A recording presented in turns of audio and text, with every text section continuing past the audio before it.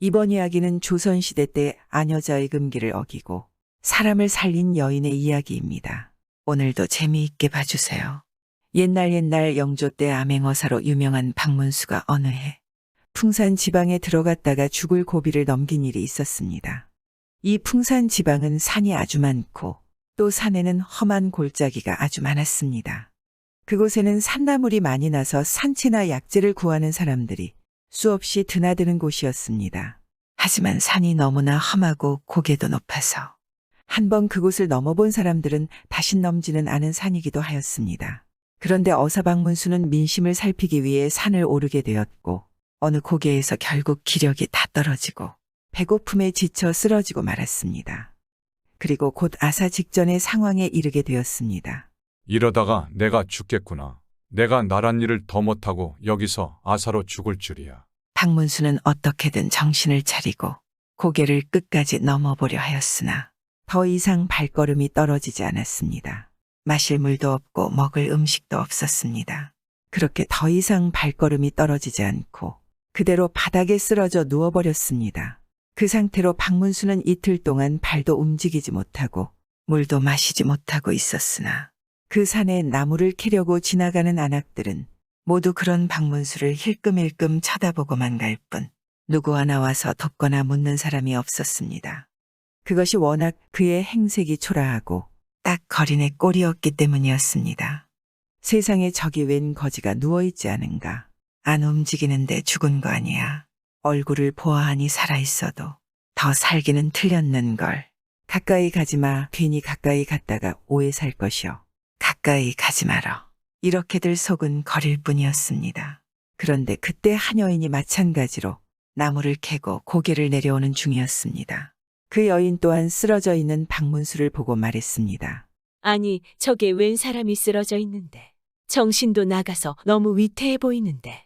혹시 객사한 것은 아니겠지. 한번 가봐야겠어. 이런 여인을 주위의 안악들이 만류했습니다. 가까이 갔다가 무슨 험한 꼴을 당할지 모르지 않겠습니까? 안악들의 성화의 여인이 무슨 소리를 하는 게요. 어찌 사람이 죽어가는데 살펴는 봐야지 않겠소. 여인은 그렇게 다 죽어가는 박문수의 옆으로 다가갔습니다. 그러니 몰골이 초취한 박문수가 정신줄을 놓은 채 그저 물물물 하고 허기진 소리를 하고 있었습니다. 그러니 여인은 생각했습니다. 아니, 이 사람이 물을 안 먹은 지가 한참 되었구나. 그런데 이 높은 산골짜에 물이 있어야 말이지. 어쩌지 이대로 두면 그대로 죽을 것 같은데. 아무래도 안 되겠다. 그래, 사람 목숨이 우선이지. 그 여인은 망설이고 있다가 하는 수 없이 자신의 저지라도 박문수에게 물렸습니다. 이미 정신줄을 놓고 베는 것이 없었던 박문수는 입에 물과 같은 것이 흘러들어오니 단숨에 여인이 젖을 먹어버렸습니다. 박문수는 한참을 그러고 나서야 가까스로 정신이 돌아왔고 상황을 파악하고는 황급히 자세를 고치고 여인의 앞에 앉아 말했습니다. 아이고 참으로 고맙소. 덕분에 내 목숨을 건졌습니다. 그러니 여인은 박문수에게 물었습니다. 어찌하여 이 산중에 혼자 이렇게 누워 계십니까? 무슨 연유가 있습니까? 그러니 박문수는 자신의 상황을 다 설명할 수는 없으니 잠시 고민하다 일이 그냥 그렇게 되었습니다. 하고 말했습니다. 자신이 암행어사라 말할 수 없지 않겠습니까? 그러니 여인은 더 이상 묻지 않고 박문수를 부축하면서 천천히 일으켜 세웠습니다. 자, 어서 일어나서 내려가십시다.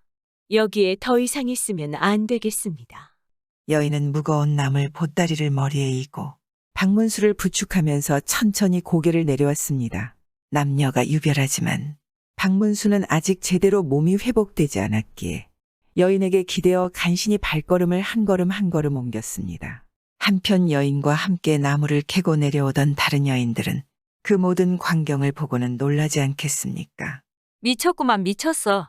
어찌한 여자가 아기가 먹을 저제 생명부지 남자한테 먹이다니. 이게 무슨 꼴이야. 아유 망측해라. 아이고 세상에 자식도 있고 남편도 있는 사람이 어찌 저럴 수 있단 말인가. 완전히 실성한 게 아니면 어찌 저럴 수 있을까. 그러게 저게 말이 되나. 실성한 게 아니냐. 여인네들은 여인의 흉을 보며 고개를 내려왔습니다. 그런데 공교롭게도 그날따라 다른 사람들의 남편은 마중을 나오지 아니했는데 하필이면 박문수를 부축해주고 있는 부인의 남편만 마중을 나와 있었습니다.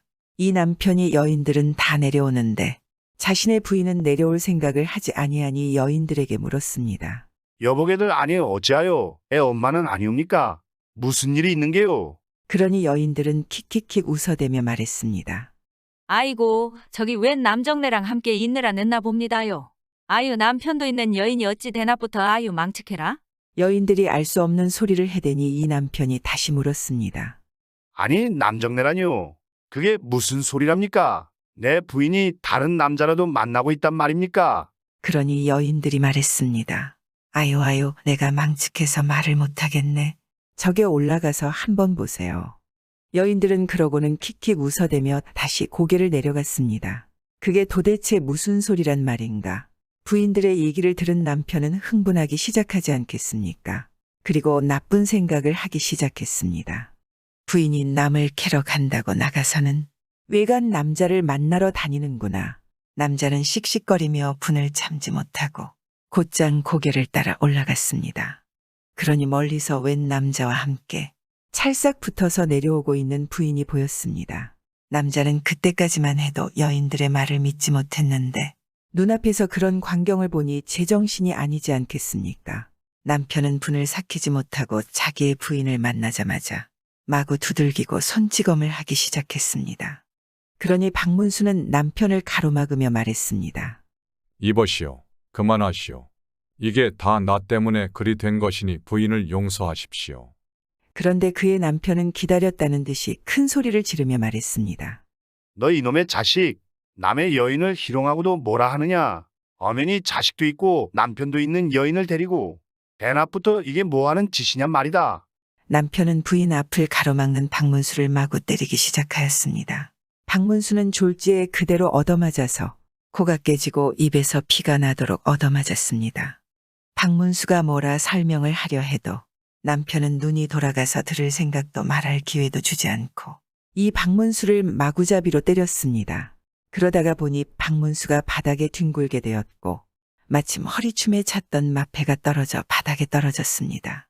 그리고 주변에서 이 광경을 지켜보던 아낙네들이 그것을 보고는 깜짝 놀라며 말했습니다. 저건 암행어사가 들고 다닌다는 마패 아닌가? 아이고, 세상에 저분이 암행어사야? 여인들이 깜짝 놀라서 그렇게 외쳐댔습니다. 암행어사라고 하면 이고을의 왕이나 다름없는 수령들조차 쩔쩔매는 그런 존재가 아니겠습니까? 그러니 이 얼마나 어처구니 없는 일이 벌어지고 있는 것입니까? 그런 지체 높은 양반을 시골 촌부가 실컷 두들겨 패고 있으니 참으로 황당하고 또 황당할 노릇이었습니다. 상황을 파악한 아낙네들이 남편에게 다 같이 달려들어서 남편을 박문수에게서 떼어놓았습니다. 그때서야 남편은 땅에 떨어져 있는 마패를 발견하고는 깜짝 놀라하며 그대로 무릎을 꿇고 빌기 시작했습니다. 이럴 수가 암행어사 날이. 아이고야, 제가 몰라 배웠습니다. 잘못했습니다. 이 상것이 어사나리를 몰라보고 죽을 죄를 졌습니다. 부디 용서하여 주십시오. 그러니 박문수는 간신히 자리에서 일어나 옷을 털고 마패를 주워 품에 넣으며 말했습니다.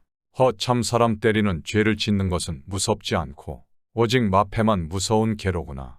그렇게 말한 박문수는 가만히 서서 남편을 바라보았습니다. 그리고는 말했습니다.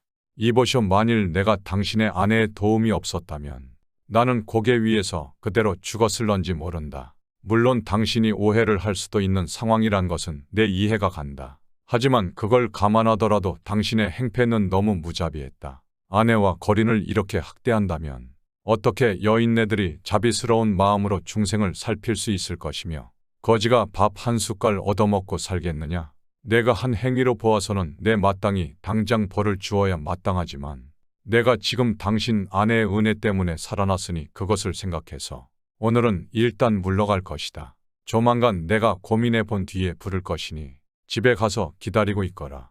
박문수는 그렇게 말하고는 그대로 고개 아래로 내려갔습니다.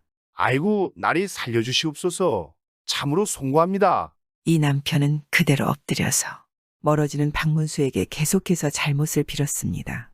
그 뒤로 남편은 밤낮으로 음식을 제대로 먹지 못하고 어서 박문수가 자신을 부를 날만 기다리고 있었습니다. 남편은 자신이 어떤 벌을 받게 될 것인가 이런 생각을 하지 않을까요? 암행어사를 곤죽이 되도록 때렸으니 곤장을 맞으려나 옥사에 갇히려나.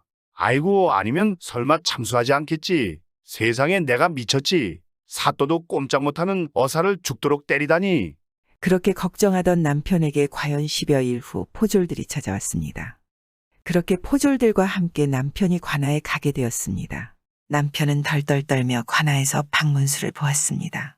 그곳 수령과 함께 나란히 앉아있던 박문수는 남편의 생각과 달리 남편을 반갑게 맞아주며 말했습니다.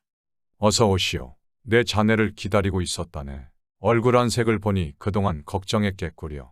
나는 당신에게 당한 지난 일을 잊을 것이오. 다만 그로 인해 당신이 아내를 더 안 좋게 대하게 될까? 그것이 걱정이오. 부디 훌륭한 아내를 아껴주시오. 아내를 공대하여 주시오. 당신의 아내는 그날 고개에 있던 어떤 사람들보다도 자비롭고 덕 있는 여인이었소. 그런 훌륭한 부인을 만난 것에 그대는 기쁘게 생각해야 할 것이오. 나 또한 부인의 은혜를 보답하고자 이 마을에 논 50마지기를 사서 그대에게 하사하오니 가난한 살림에 보태어 쓰시오. 하고 박문수는 남편에게 땅 문서를 내주었습니다. 그러니 남편은 놀라하며 말했습니다. 아이고 세상에 감개무량합니다. 어사날이 이미 천한 것이 생각이 짧았습니다. 앞으로 제 부인을 더욱 아끼고 공대하며 잘 살아가겠습니다. 명심하겠습니다. 그렇게 남편은 죄를 받을 줄 알았는데 도리어 부인 덕에 땅 문서를 얻게 되었습니다. 너무나 기뻐하며 집으로 돌아왔습니다. 그리고 이후로는 부인을 공경하고 아끼며 잘 살았다고 합니다. 한편 이렇게 어사 박문수가 고개에서 죽을 뻔하였기에 그 풍산 고개를 마패를 가진 사람들이 가서는 안 될 곳이라는 뜻인 금패령이라 하고 준비 없이는 아예 산을 넘지 말 것을 경고하였다고 합니다. 사람을 살리기 위해 자신의 모든 것을 내어준 여인 이야기이지 않겠습니까? 요즘도 이렇게 사람을 살리려고 최선을 다하는 사람들이 있지 않겠습니까? 자신의 수치스러움을 마다하고 말입니다. 구독은 공짜입니다.